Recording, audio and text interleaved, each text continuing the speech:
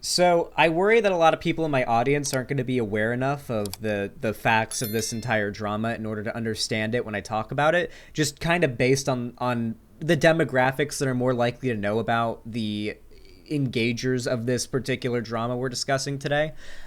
Basically, if you're a streamer and you don't have a ton of money and you want to live broadcast yourself talking about things, playing games, anything like that, from your computer to the internet, whether it be YouTube or Twitch or whatever, and you want to do all of those things, then chances are you are going to use one of these two programs. Either you're going to use OBS Studio or StreamLabs OBS. There are other programs, and I believe some of them are free, but StreamLabs OBS and OBS Studio basically dominate the market when it comes to software that you use to live stream. Here, I'll show you guys exactly what it looks like. If I just like close my thing here. Yeah, there we go. Okay, yeah. Here, I can show you exactly what it looks like. Boom. This is it.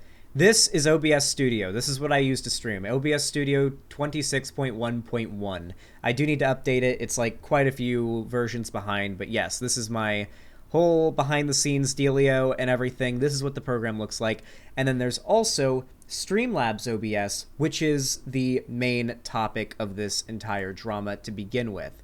StreamLabs OBS, for those of you guys that don't know, is OBS Studio, the program that I just showed you, and it is a sort of, not a collaboration, but a recreation, an integration of OBS into StreamLabs' already existing format. StreamLabs is what allows me to have alerts on my stream here, such as like when someone donates or subscribes or gifts a sub or anything like that. Whenever an alert pops up, StreamLabs is what allows that to happen. Once again, there are other programs that can do that, but StreamLabs is by far the most accessible and easiest and most popular to use, and effectively, StreamLabs almost has this like monopoly on the streaming software industry. Like all these alerts, all these different functions and widgets for stream, my dono goal here, all of that is StreamLabs because there's not really anything else to use realistically.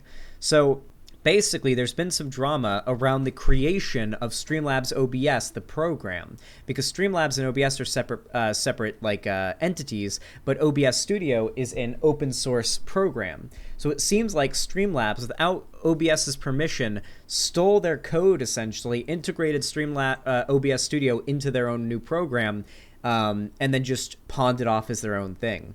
And now everybody is boycotting StreamLabs. Ironically, I actually have StreamLabs tabs open right here to represent like where we are in terms of donations and whatnot. Regardless, though, we're going to go ahead and read this article and learn about what the hell is going on. Stream Elements, yeah, there's Stream Elements in StreamYard. I might check those out in the future.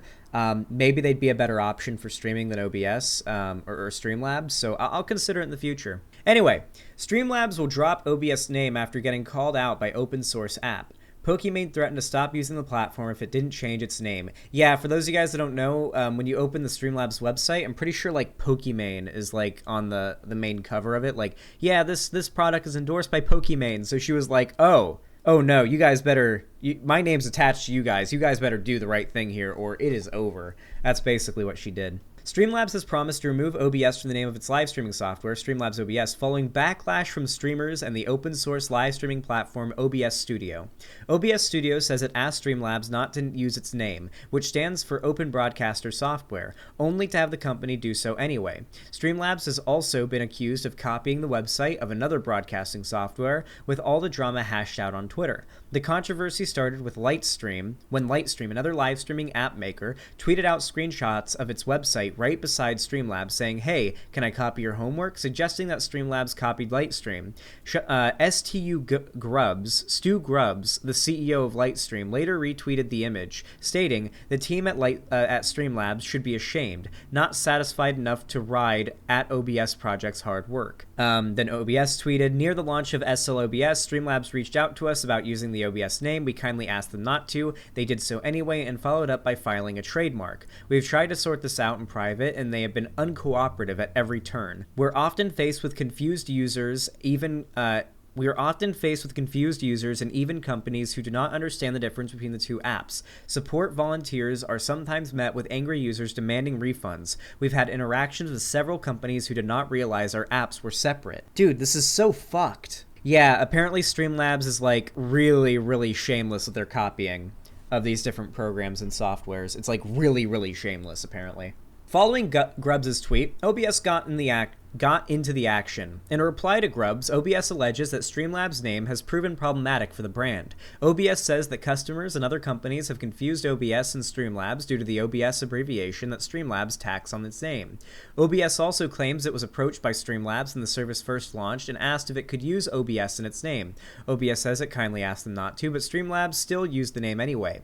We've tried to sort this out in private, and they have been uncooperative at every turn. OBS's tweet says, OBS acknowledges that Streamlabs did everything right legally, but instead repeatedly disregarded the spirit of open source and of giving back. So technically they haven't done anything illegal, but what they've done is quite cunty, is basically the core of that statement. They're assholes, not criminals, technically. Then Pokimane went ahead and talked about it on her alt account, not her main account for some reason. Streamlabs better resolve this entire thread of issues, or I'll be asking them to take my face off the platform. Plus, look into use another donation service.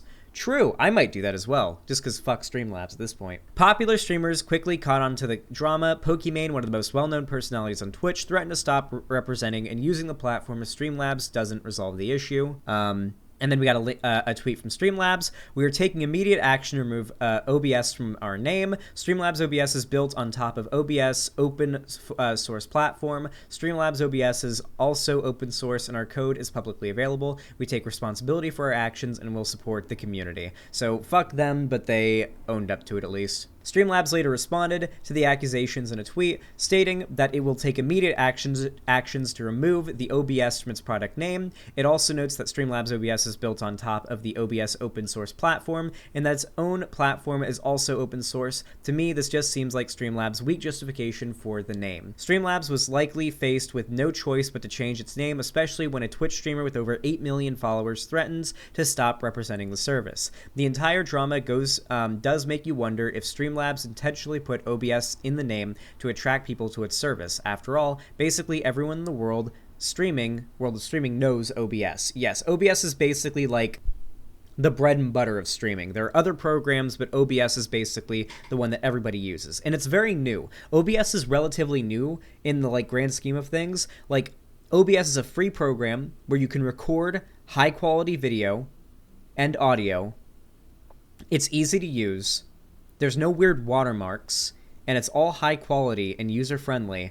Everybody fucking uses it, and it did not exist back in the day. Back in the day, if you were some 10-year-old and you wanted to make Minecraft videos, you had to get Bandicam and have that shitty watermark on your screen. Nowadays, you want to become a streamer or content creator and make Minecraft videos, you just download OBS Studio, and boom, you've got literal, without even trying, your quality, the shittiest quality videos today with OBS can be on par with the highest quality videos back in 2011. Yeah, unregistered hypercam, yeah. Yeah, let's all go back to unregistered hypercam. Would you guys still watch me if that's what I used to record and stream instead of OBS? Would you guys still watch me if that's what I switched to? Yeah, 240p streams, big fucking watermark on the screen. Fraps, yeah, just use Fraps. Do it for April Fools. That would be a really good joke, Apillo. That would be a really good meme. Anyway, yes, this whole drama and this whole deal with Streamlabs and OBS is pretty fucking shameless. Fuck Streamlabs and fuck everybody involved for perpetuating essentially the stealing of the work of the open source platform that is OBS, and generally just stealing ideas and design philosophy and code from other programs that make streaming software. What a bunch of shameless cunts. God, I'm glad that they're folding too. I'm glad that Pokimane applied pressure because she's so massive and has so much pull with them. I'm glad that Pokimane applied pressure and has made them crumble, because of course they were going to fold. We all knew that the company was going to fold under this much public pressure. They have completely folded. They are not standing their ground. They are accepting responsibility, even if it's just for the sake of public view. At least Welcome to capitalism. At least they got owned in the marketplace of ideas.